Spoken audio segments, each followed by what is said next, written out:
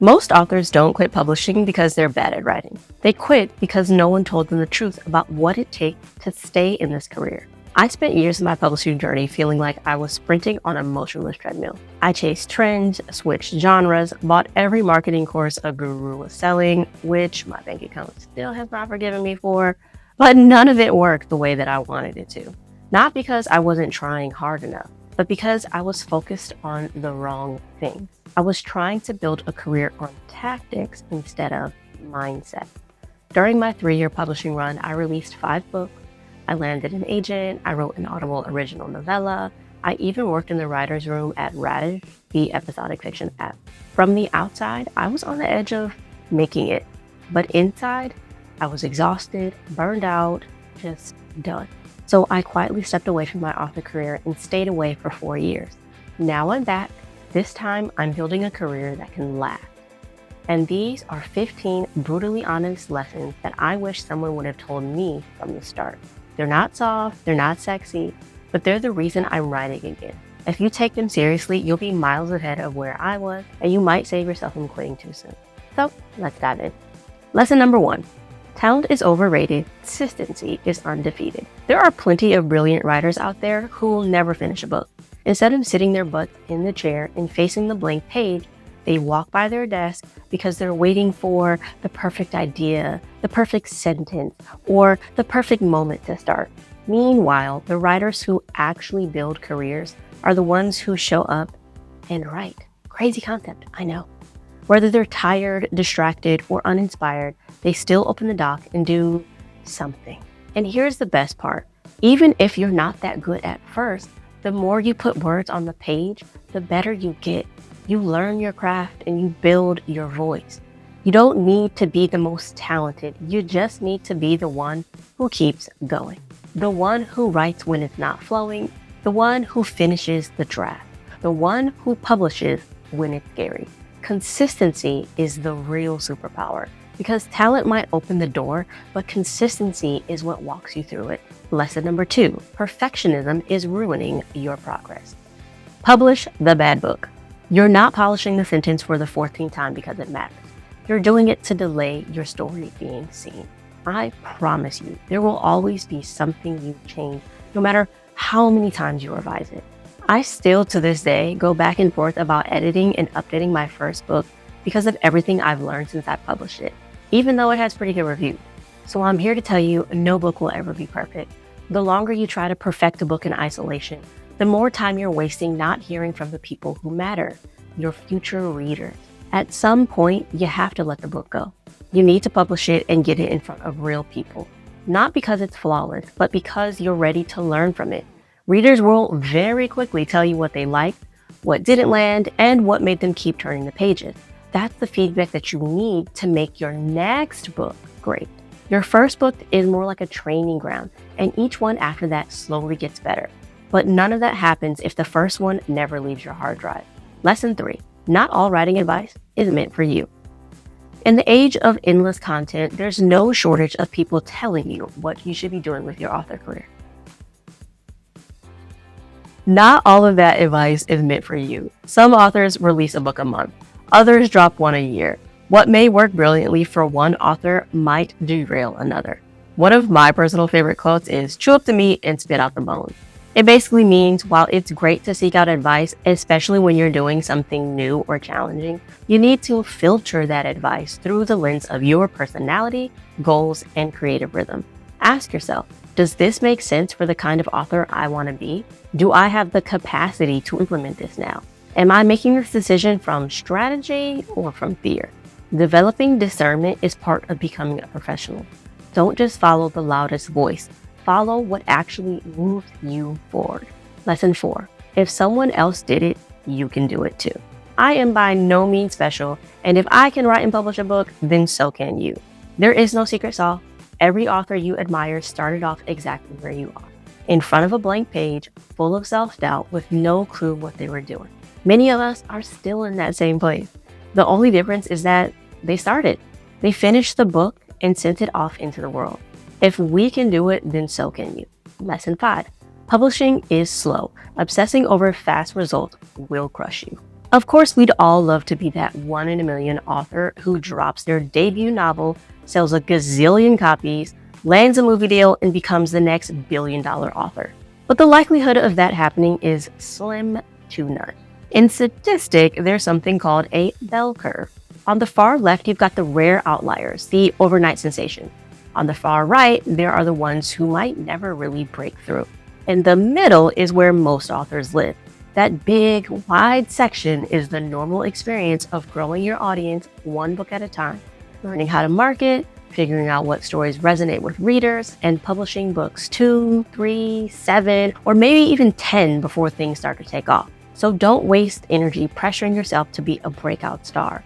Books are seeds, not fireworks. They grow over months or years, and heavy emphasis on years. So don't give up just because your career didn't bloom in a week. Lesson 6, never make career decisions in meltdown mode. Are you feeling stuck, burned out, totally over it? Cool, totally cool. Feel it. Cry, vent, watch both seasons of Squid Games, and imagine it's your 1-star review troll that's on the glass bridge. Whatever gets you through. But please, don't burn your author career to the ground in the middle of a spiral. I did it, and I don't recommend it. Making big decisions from a place of exhaustion, fear, or rage is almost always a bad idea. Let the storm pass. Take a walk. Sleep on it. Call your writer friends. Journal. Then once you're clear-headed, you can figure out if something actually needs to change or if you need a nap and some chocolate. Don't delete your manuscript. Don't unpublish your books. Don't announce you're never writing again on social media. Besides, you know you'll be back on Tuesday. So remember, clarity first, strategy second. Your future author self will thank you. Lesson 7, learn to meditate. Okay, you don't literally have to meditate unless that's your jam. And if you don't, I highly recommend it. But you do need to take care of your mental health if you want to survive being a published author. As authors, we spend our lives writing about characters with trauma, insecurities, and emotional wounds. So let's not pretend that we don't have our own. This industry will bring out every issue you've got. Imposter syndrome, perfectionism, fear of rejection, comparison, people-pleasing, control issues. You're putting your art out into the world, and people will judge it. Some will misunderstand you, some will mock you, some will leave you a 1-star review because they didn't like the weather in their city that day. If you don't have systems in place to protect your peace, whether that's meditation, therapy, prayer, walks in nature, or just a really good group chat, you will crumble the first time a stranger tells you that your book was just meh. And that's if they're feeling polite that day. You need to become mentally unshakable, not because you're cold or detached, but because your work deserves the chance to grow without being strangled by your fear. So learn to meditate or something like it. Real quick, before we continue, if you've made it this far, I'm guessing you're getting some good tips from these lessons. So please give this video a like. The easiest way to tell YouTube this content is worth sharing with other writers.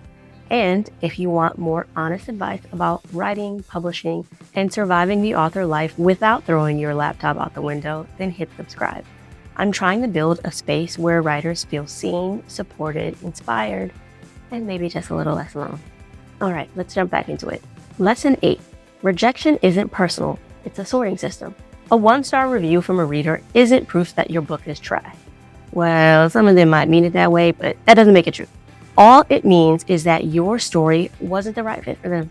They weren't your ideal reader, and you just have to keep trucking along until you find that reader who will appreciate your space cowboy rom-com starring Chihuahua. As the saying goes, one man's trash is another man's treasure. You must learn to separate your self-worth from the outcome and treat every no as data, not a death sentence. Lesson 9, some readers are just assholes. Some readers are just gonna hate your book, no matter what.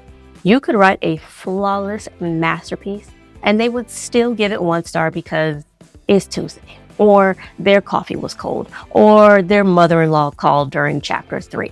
And some of those reviews aren't even from real people. They're a bunch of bots or trolls or readers who clearly didn't read past the first page.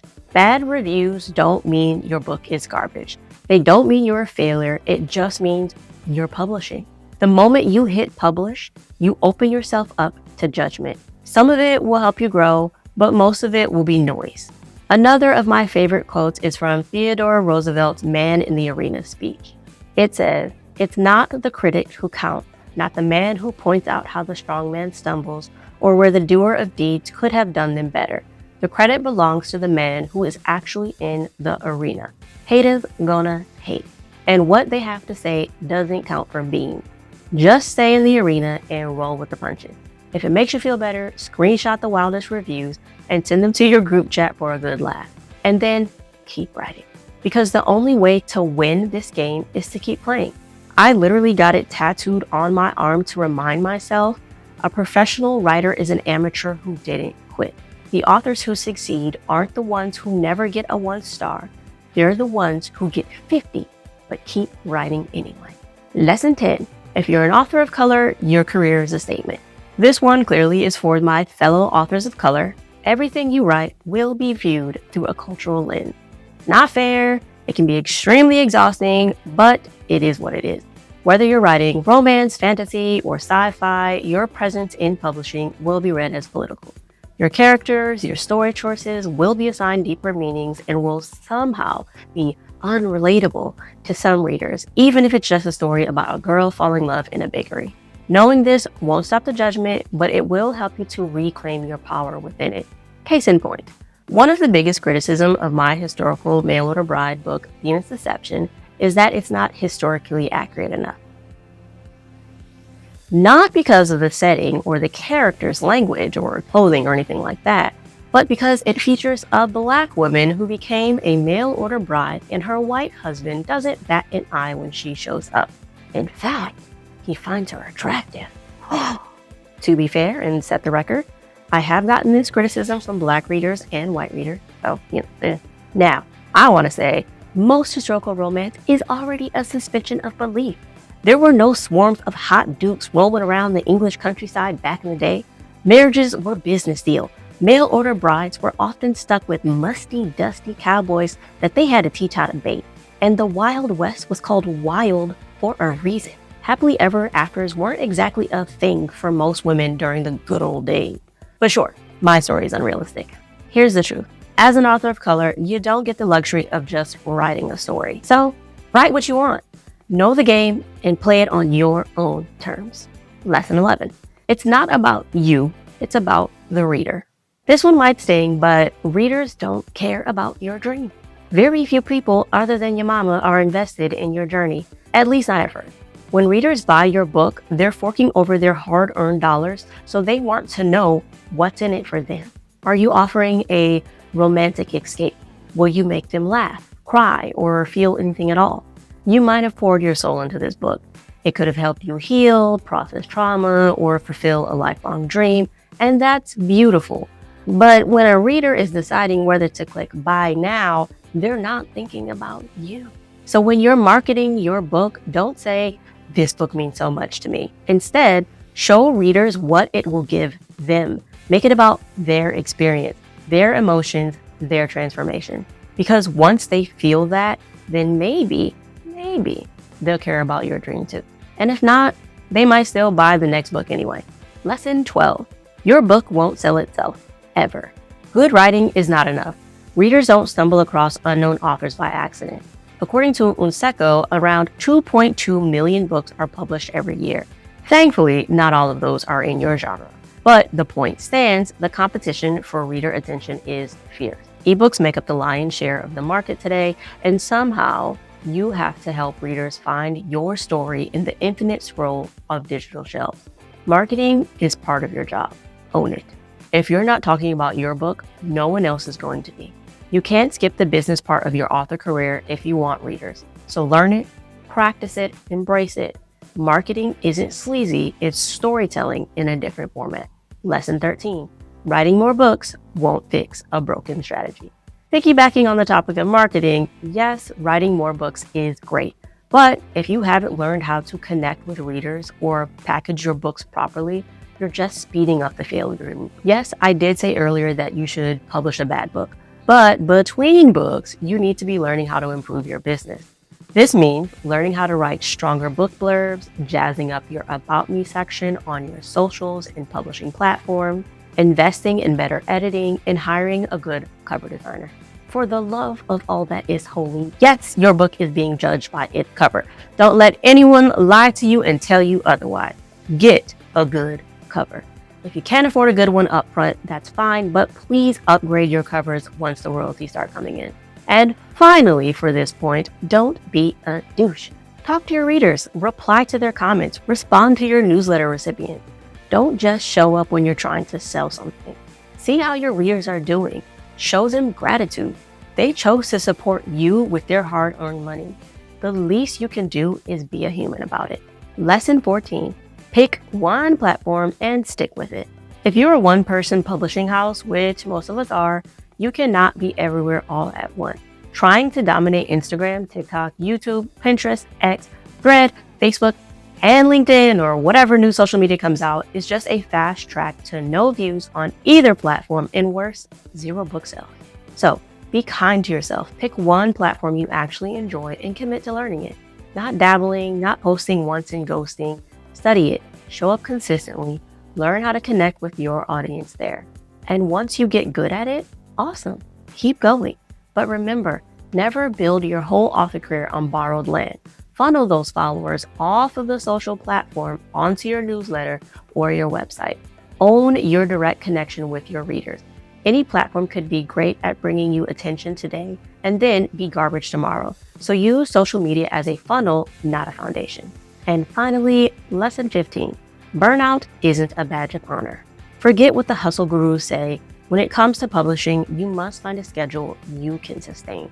I was around when the rapid release era was new and authors were trying to write and release a book like every hour. And I remember thinking, how in the world? For some authors, it worked. For many others, they flamed out harder than a scented candle at a writing retreat. Yes, you need to write and publish consistently, but at a pace that works for you. Remember, rest isn't a reward, it's part of the job. Okay, that's all I've got for this one. Thanks so much for hanging out with me today. If anything I said hit home, drop a comment below and tell me which lesson did you need to hear most. I read every one and I'd love to hear your thoughts. And if you're ready to chase your writing dreams, don't forget to subscribe. I've got more videos coming that'll help you write better, publish smarter, and stay sane while doing it. Need some more tips to level up your writing? Then check out this playlist for tips that'll take your writing to the next level. Until the next one, remember that your words show up because you do. So, happy writing.